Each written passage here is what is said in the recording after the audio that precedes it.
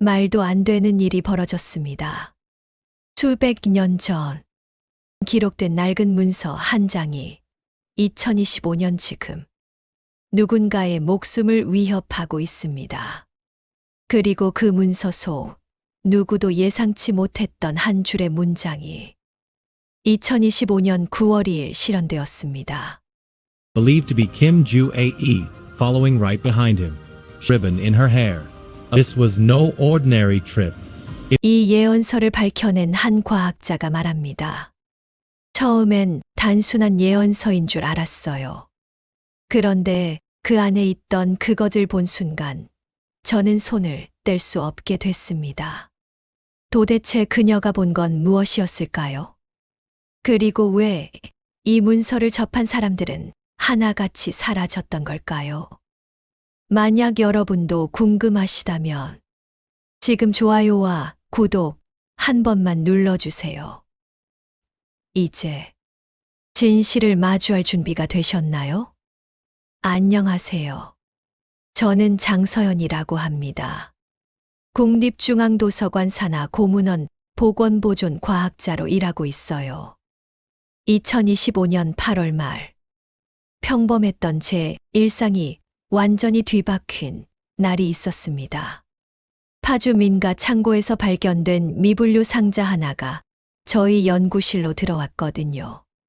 상자를 열어보는 순간 저는 숨이 멈추는 듯 했습니다.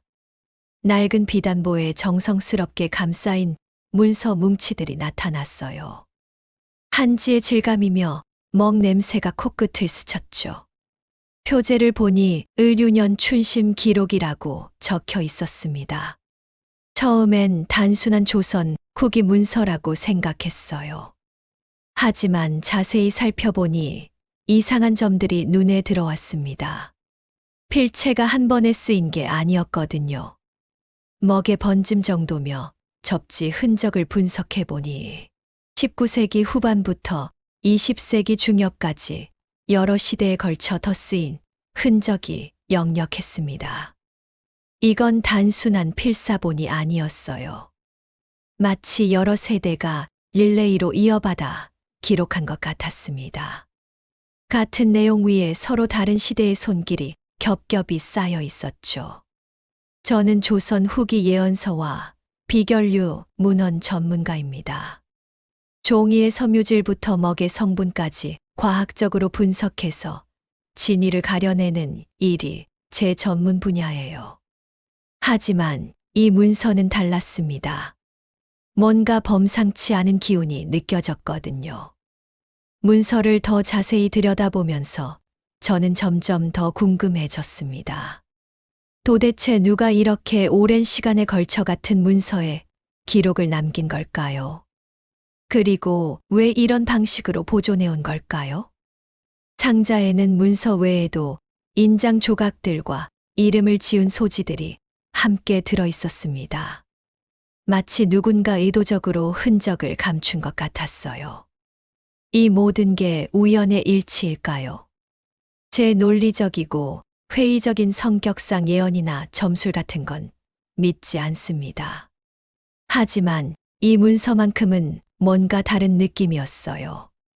과학자로서의 호기심이 마구 솟구쳤습니다. 문서를 정밀하게 살펴보던 중 저는 마지막 장에서 소름이 돋는 문구를 발견했습니다. 읽는 자여, 때를 어기지 말라. 처음엔 그저 옛 문헌에서 흔히 볼 수 있는 경고문이라고 생각했어요. 하지만 이 문장 주변의 먹농도가 유독 진했습니다.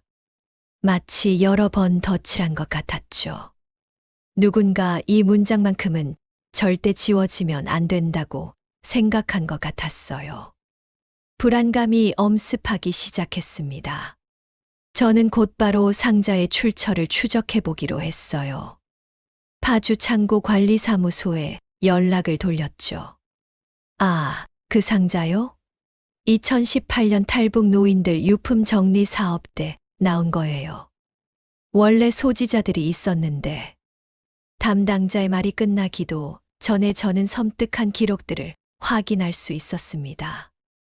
2018년부터 2021년 사이 이 문서와 관련된 사람들이 하나둘씩 연락이 끊어졌다는 메모들이 있었거든요. 김모 씨는 2019년 갑자기 실종됐고, 박모 씨는 2020년 교통사고로 세상을 떠났습니다. 최모 씨는 2021년 이사 간 후 연락 두절. 단순한 우연치곤 너무 많은 사람들이 사라져 있었어요. 저는 즉시 이 문서의 담당을 거부하려고 했습니다. 뭔가 불길한 예감이 들었거든요. 과학자라고 해서 미신을 완전히 무시할 수는 없잖아요? 하지만 바로 그때 작년에 돌아가신 외할머니의 마지막 말씀이 귓가를 때렸습니다. 서현아, 서쪽 바람이 불면 아이의 질문 하나가 전쟁보다 세다. 당시엔 임종을 앞둔 할머니의 헛소리려니 했었어요. 하지만 지금 생각해보니 이상했습니다. 92세 실향민이었던 외할머니가 왜 그런 말씀을 하셨을까요? 외할머니는 파주에서 자라셨습니다. 저와 똑같이 이 지역에서 말이에요. 혹시 할머니도 이런 문서를 보신 적이 있으신 걸까요? 마음이 복잡해졌습니다. 과학자로서의 이성은 위험한 문서에서 손을 떼라고 했어요. 하지만 손녀로서의 감정은 외할머니의 마지막 말씀을 외면할 수 없었습니다. 결국 저는 문서 연구를 계속하기로 결정했습니다. 다만 더욱 신중하게, 더욱 과학적으로 접근해야겠다고 다짐했죠. 먼저 UV와 적외선 촬영을 통해 숨겨진 텍스트가 있는지 확인해 보기로 했습니다. 그런데 첫 번째 촬영 결과를 보는 순간 저는 또다시 충격을 받았어요. 겉으로 보이는 글자 아래 완전히 다른 내용이 숨어 있었거든요. UV와 적외선 촬영 결과를 분석하면서 저는 점점 더 깊은 미궁 속으로 빠져들고 있었습니다. 문서 곳곳에 숨겨진 글자들이 드러나기 시작했거든요. 가장 놀라운 건 고유 명사들이었어요. 문서 속에는 실제 인명이나 지명 대신 은유적 표현들만 가득했습니다. 달, 곰, 큰 용, 작은 용, 남녘. 마치 암호 같았죠. 처음엔 단순한 비유법이라고 생각했습니다. 조선 후기 예언서에서 이런 상징적 표현은 흔한 일이니까요. 하지만 UV 촬영으로 드러난 숨은 글자들을 보니 완전히 달랐어요. 같은 본문 위에 서로 다른 시대의 주석이 겹겹이 포개져 있었습니다. 19세기 후반의 필체로 쓰인 원본 위에 일제강점기 시절의 글씨가, 그 위에 또 해방 이후의 한글 주석이 덧붙여져 있었거든요. 이건 단순한 필사가 아니었어요.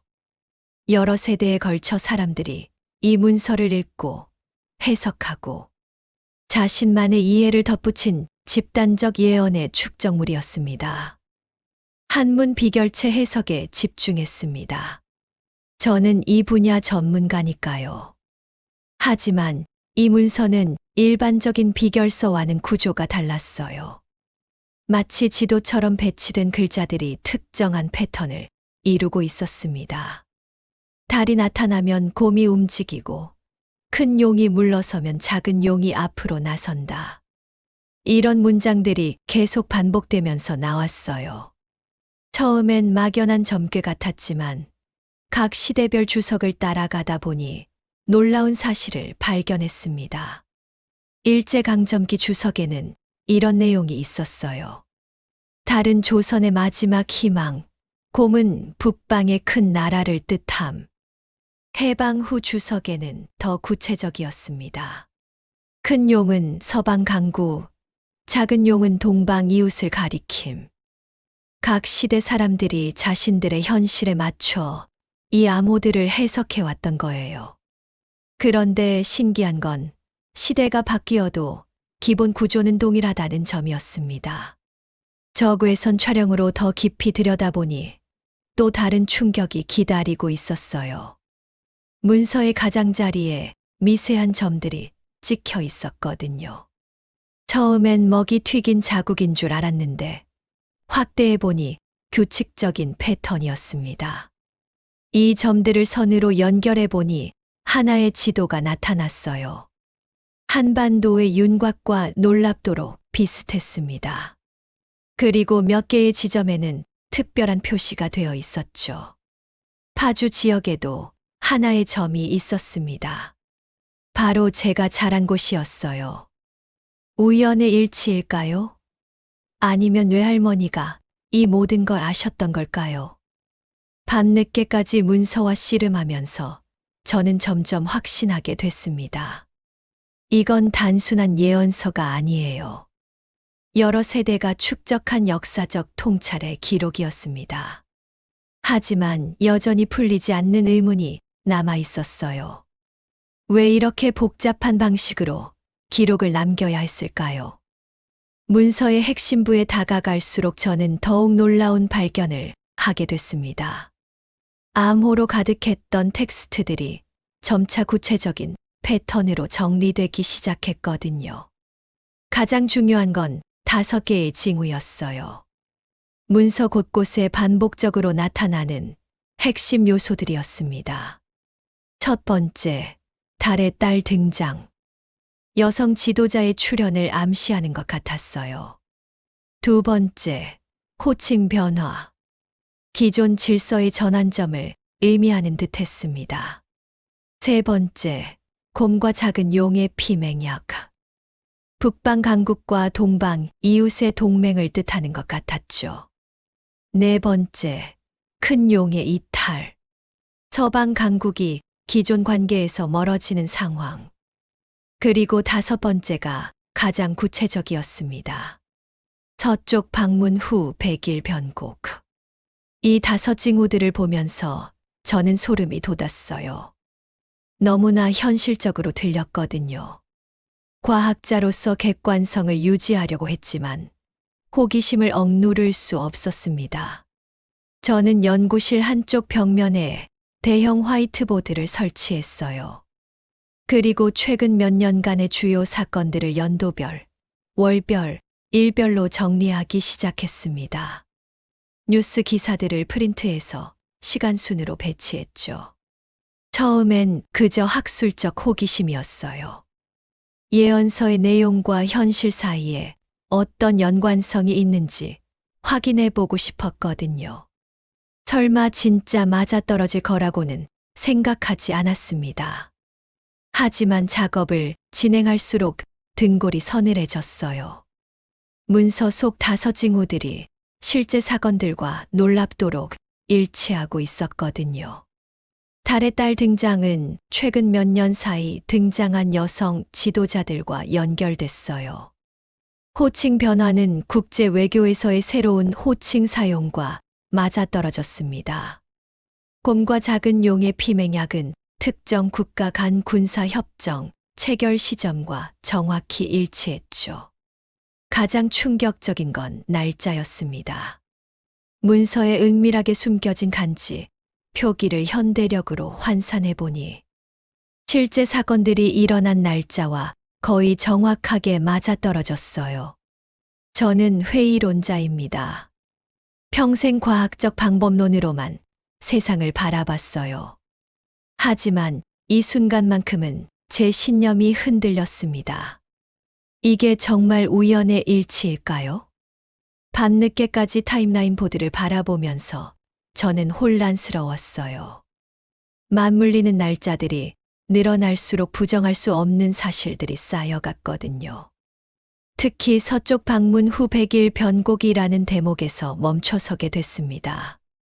만약 이 패턴이 지금까지처럼 정확하다면 앞으로 일어날 일도 예측 가능하다는 뜻이었어요. 2025년 9월, 지금 이 시점에서 100일 후면 12월 중순입니다. 과연 그때 무슨 일이 벌어질까요? 그리고 이 모든 게 단순한 우연이 아니라면 이 문서는 도대체 누가, 왜 남긴 걸까요? 제 논리적인 마음과 직감적인 불안감이 격렬하게 충돌하고 있었습니다. 타임라인 분석에 몰두하던 중 저는 더욱 섬뜩한 사실을 발견하게 됐습니다. 문서의 과거 소지자들에 대한 추가 정보를 파악하던 중이었어요. 파주 창고 담당자에게 다시 연락을 돌렸습니다. 혹시 연락이 끊긴 사람들에 대한 더 자세한 기록이 있는지 확인해 보고 싶었거든요. 아, 그분들 말이에요. 참 이상한 일이었어요. 김철수 씨는 2019년 어느 날 갑자기 집을 비우고 사라졌대요. 가족들도 어디 갔는지 모른다고 하더라고요. 담당자의 말을 듣는 순간 소름이 돋았습니다. 단순한 이사나 연락 두절이 아니었어요. 진짜로 행방불명이 된 사람들이었던 거죠. 박영희 씨는 더 충격적이었어요. 평소 건강하시던 분인데 갑자기 교통사고를 당하셨거든요. 최민수 씨도 이상했어요. 이사한다고 하더니 그 뒤로 아무도 연락을 받지 못했다고 하네요. 저는 점점 더 불안해졌습니다. 정말로 이 문서와 관련된 사람들에게 뭔가 일어나고 있는 건 아닐까요? 과학자로서는 받아들이기 어려운 생각이었지만 너무 많은 우연이 겹치고 있었어요. 바로 그때 예상치 못한 연락이 왔습니다. 익명의 전화였어요. 선생님이 그 문서를 연구하고 계시다고 들었습니다. 목소리가 떨리고 있었어요. 나이 든 남성의 음성이었습니다. 누구세요? 어떻게 제 연락처를? 중요한 건 그게 아닙니다. 선생님이 위험에 처할 수도 있어요. 저는 예전에 그 문서들을 운반하는 일을 했던 사람입니다. 심장이 빠르게 뛰기 시작했어요. 제가 찾고 있던 바로 그 사람이었습니다. 만나서 얘기할 수 있을까요? 절대 안 됩니다. 전화로만 말씀드릴게요. 선생님이 보고 계신 그 책은 둘입니다. 둘이라니요. 하나는 미끼였어요. 진짜가 아니라는 뜻입니다. 그런데 문제는 미끼 책을 가진 사람들도 계속 사라지고 있다는 거예요. 온몸에 전율이 흘렀습니다. 제가 지금까지 연구해온 문서가 진본이 아닐 수도 있다는 말이었어요. 그렇다면 진본은 어디에 있는 걸까요? 진본은 어디에 있나요? 그걸 찾으려고 하다가 사람들이 사라진 겁니다. 선생님도 조심하세요. 누군가 이 문서들을 노리고 있어요. 전화가 끊어졌습니다. 저는 한동안 멍하니 앉아 있었어요. 머릿속이 복잡했습니다. 만약 제가 지금까지 분석한 게 미끼본이라면 진본에는 어떤 내용이 담겨 있을까요? 그리고 왜 누군가는 이 문서들을 그렇게 간절히 원하는 걸까요? 연구실을 둘러보니 갑자기 모든 게 의심스러워졌어요. 혹시 누군가 제 연구 과정을 지켜보고 있는 건 아닐까요? 사라진 사람들도 저처럼 문서 연구에 몰두하다가 위험에 빠진 걸까요? 하지만 포기할 수는 없었습니다. 외할머니의 마지막 말씀이 계속 머릿속에 맴돌았어요. 저쪽 바람이 불면 아이의 질문 하나가 전쟁보다 세다. 이 모든 게 우연이 아닐 거라는 확신이 들었습니다. 저는 더욱 신중하게, 하지만 더욱 깊이 파고들기로 했습니다. 익명의 제보자 말이 계속 머릿속을 맴돌았습니다.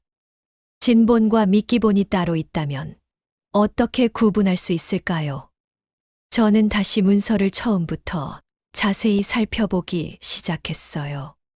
비단보를 다시 펼쳐보니 이상한 점을 발견했습니다. 바느질 패턴이 일반적인 조선 후기 방식과 달랐어요. 실의 굵기도 미묘하게 차이가 났습니다. 마치 의도적으로 뭔가를 감춘 것 같았죠. 현미경으로 더 자세히 관찰해 봤어요. 비단보의 한쪽 모서리에 작은 구멍들이 있었습니다. 처음엔 벌레 먹은 자국인 줄 알았는데 패턴이 너무 규칙적이었어요. 도침 흔적도 이상했습니다. 조선시대 직무를 다듬을 때 쓰는 도침질에 자국이 있었는데 이 자국들이 특정한 방향을 가리키고 있었어요. 마치 지도의 나침반 같았습니다. 혹시 이게 진본의 위치를 알려주는 단서일까? 저는 비단보의 바느질선을 따라가며 숨겨진 패턴을 찾기 시작했어요. 그러던 중 놀라운 발견을 했습니다. 바느질선이 만드는 교차점들이 특정한 글자 모양을 이루고 있었거든요. 한자로 춘심이었습니다. 바로 문서 제목에 들어간 그 단어였어요. 이건 우연이 아니었습니다. 누군가 의도적으로 이 단서를 남겨둔 거였어요. 바로 그때였습니다. 갑자기 연구실에 정전이 일어났어요. 비상등만 깜빡이며 어둠이 내렸습니다. 심장이 쿵쾅거렸어요. 누가 거기 있어요? 복도에서 발걸음 소리가 들렸습니다. 저는 재빨리 문서들을 안전한 곳에 숨겼어요. 뭔가 위험한 일이 벌어지고 있다는 직감이 들었거든요.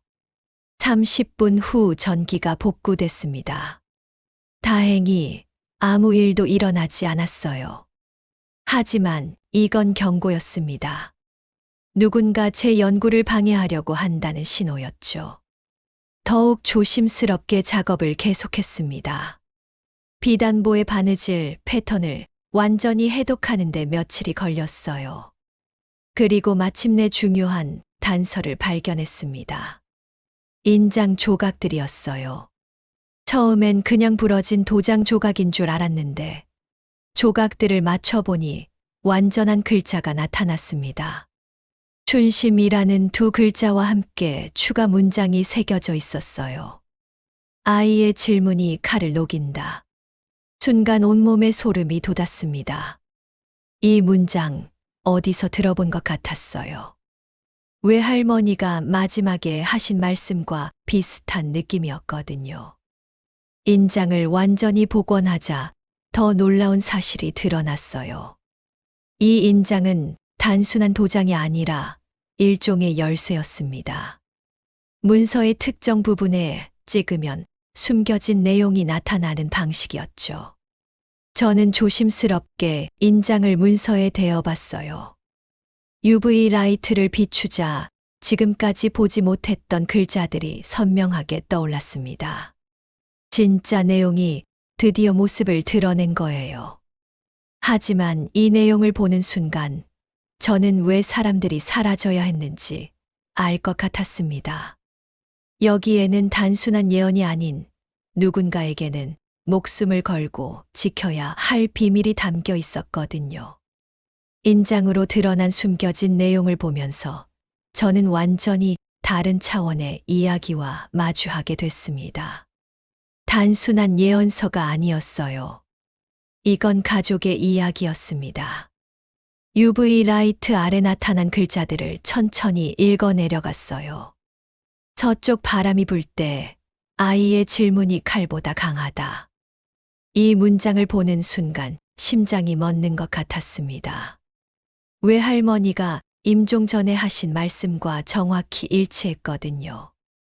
우연의 일치일 리 없었습니다. 할머니가 이 문서에 대해 뭔가 알고 계셨던 거예요. 저는 급히 집으로 달려갔습니다.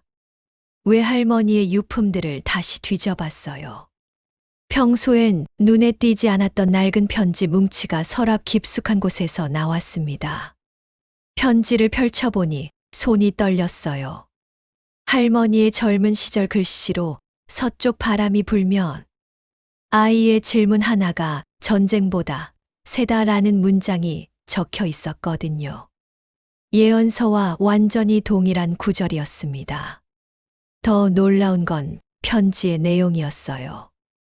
할머니가 젊었을 때 사랑했던 사람과 주고받은 편지들이었습니다. 그런데 이 편지들은 특별했어요. 한 권의 작은 노트에 번갈아가며 적혀 있었거든요. 오늘은 38선 이북에서 씁니다. 당신의 편지를 받고 눈물이 났어요. 오늘은 38선 이남에서 답장을 씁니다. 언젠가는 다시 만날 수 있겠죠. 전쟁으로 헤어진 연인들이 같은 노트를 통해 교환일기를 쓴 거였어요. 남쪽에 있는 할머니가 편지를 쓰면 누군가를 통해 북쪽의 연인에게 전달되고 그 사람이 답장을 써서 다시 남쪽으로 보내는 방식이었습니다. 그런데 이 교환일기의 마지막 부분에서 더욱 충격적인 내용을 발견했어요. 서현아, 우리 손녀의 이름을 서현이라고 지었어요. 서쪽에서 온 현명함이라는 뜻이죠. 언젠가 이 아이가 우리가 못다 한 질문을 대신 물어주길 바라면서요. 할머니가 저에게 그 이름을 지어주신 이유가 있었던 거예요. 그리고 그 이유는 이 모든 이야기와 연결되어 있었습니다. 편지를 더 읽어보니 할머니의 연인이 누구인지도 알 수 있었어요. 북쪽에서 문헌학을 연구하던 학자였습니다. 그 사람이 바로 의류년 춘심 기록의 원본을 보관하고 있었던 거예요.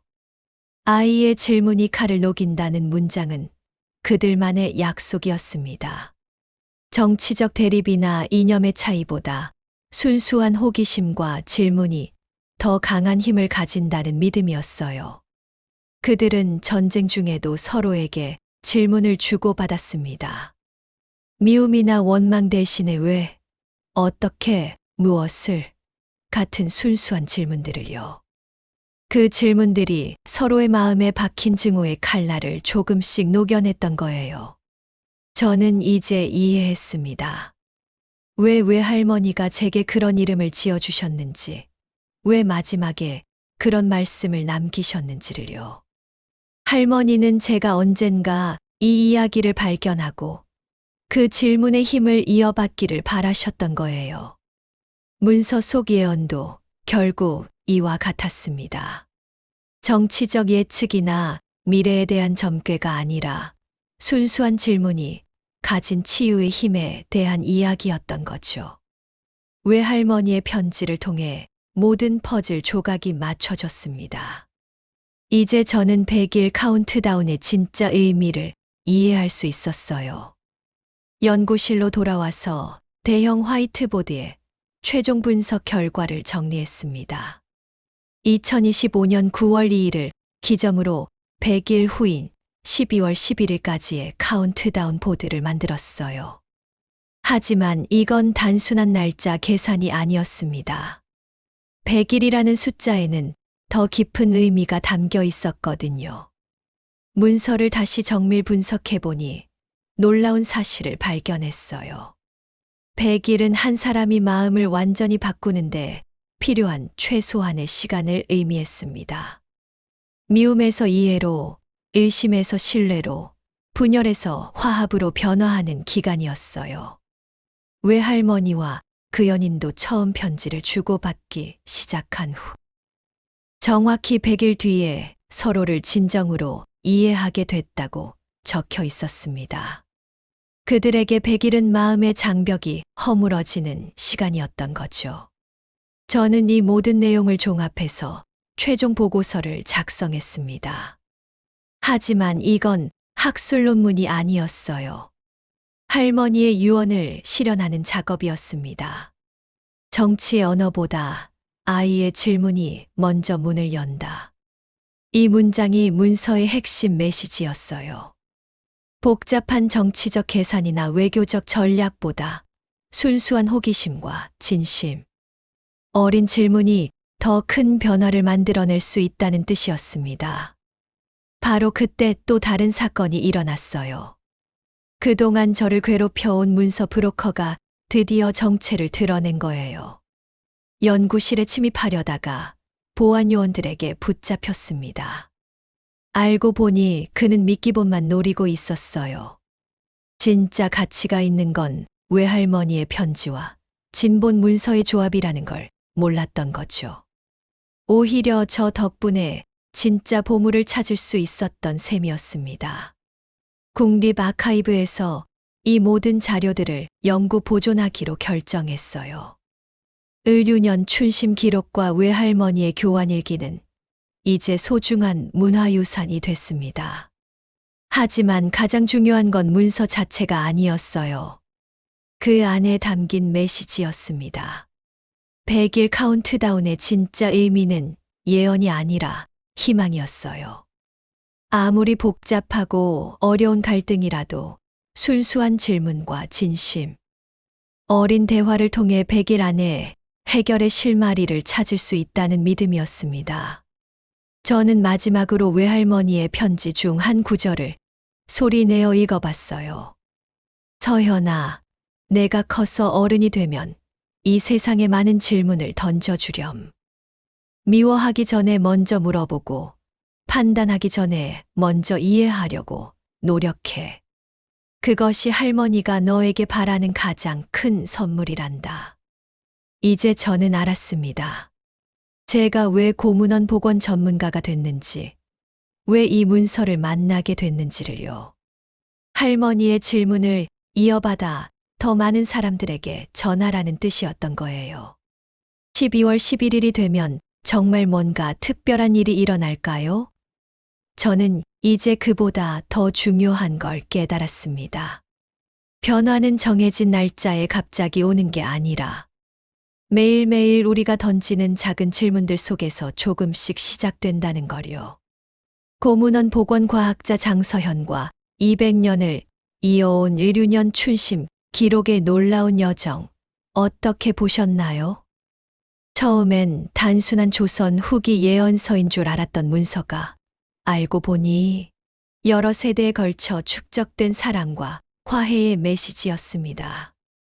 전쟁으로 갈라진 연인들의 교환일기에서 시작된 아이의 질문이 칼을 녹인다는 믿음이 손녀인 서현을 통해 다시 세상에 전해졌죠. 한국은 단순히 첨단 기술이나 경제력으로만 빛나는 나라가 아니었습니다. 수백 년 전부터 내려온 지혜와 포용의 정신, 그리고 미움보다 이해를 선택하는 질문의 문화를 간직한 나라였던 거예요. 서현의 이야기는 우리에게 보여줍니다. 정치적 대립이나 이념의 차이보다 순수한 호기심과 진심 어린 질문이 더 큰 변화를 만들어낼 수 있다는 것을. 100일이라는 시간 안에 마음의 장벽을 허물고 진정한 소통을 이루어낼 수 있다는 희망의 메시지를 말이죠. 혹시 이 이야기가 여러분의 마음에도 작은 울림을 전했다면 좋아요와 구독 버튼 단 1초만 할애해 주세요. 당신의 그 1초가 더 많은 사람들에게 한국의 품격과 감동을 전하는데 큰 힘이 됩니다. 당신의 클릭이 또 하나의 신뢰를 이어갑니다. 감사합니다.